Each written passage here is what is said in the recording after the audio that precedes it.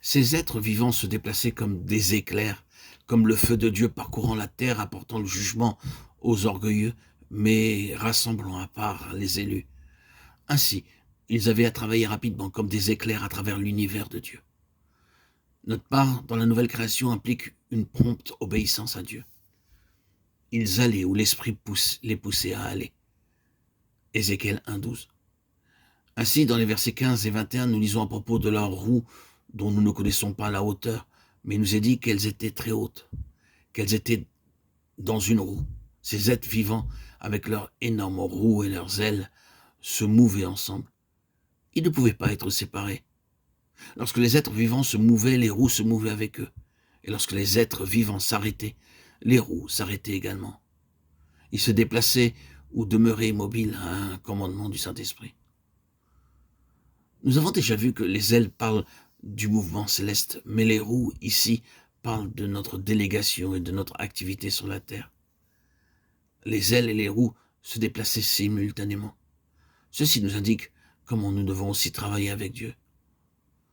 Nos activités sur la terre, que ce soit notre prédication, notre enseignement, ou notre simple service vers ceux qui sont dans le besoin, doivent être gouvernées par la divine activité du ciel, qui nous est rendue consciente dans la paix de Dieu. Quelques-uns sont visionnaires et rêveurs. Ils ont des ailes, mais pas de roues, pas de témoignage sur la terre. D'autres ont beaucoup d'activités, ceux qui semblent bons et dignes de louange sur la terre, mais ils n'ont aucun contact avec les cieux. Dieu ne peut pas accepter ce genre de ministère. Nous devons avoir des roues et des ailes, nous devons tirer notre vie du ciel, tandis que nos pieds sont sur la terre. C'est un grand mystère, mais cela nous permet de goûter à la fois le ciel et la terre en même temps. Il y avait des yeux tout autour des roues, Ézéchiel 1,18. Les roues se déplaçaient avec l'aide des yeux. Les yeux pouvaient voir et interpréter ce qui se déroulait dans les cieux, et veiller à ce que les ailes et les roues se déplacent dans la même direction, et non pas des directions opposées. Tandis que nous sommes sur cette terre, nous devons travailler en parfaite union avec Dieu, sachant comment et où il travaille et ce qu'il dit.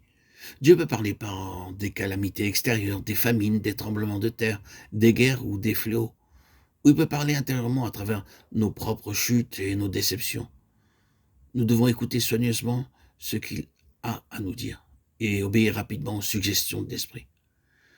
Quand nous nous déplacerons véritablement dans le mouvement de Dieu, toutes nos activités, nos déplacements seront gouvernés par celui qui est sur le trône.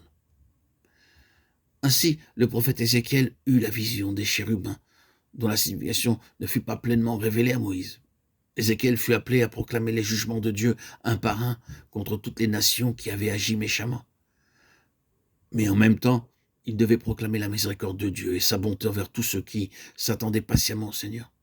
C'est pourquoi, dans le dernier chapitre, nous avons une telle illustration du renouvellement de l'habitation de Dieu parmi son peuple. Le jugement final et l'amour parfait de Dieu sont révélés par les chérubins. Toi qui es assis entre les chérubins, fais reluire ta face, réveille ta puissance et viens nous sauver. Éternel, Dieu des armées, ramène-nous, fais luire ta face et nous serons sauvés. Psaume 80.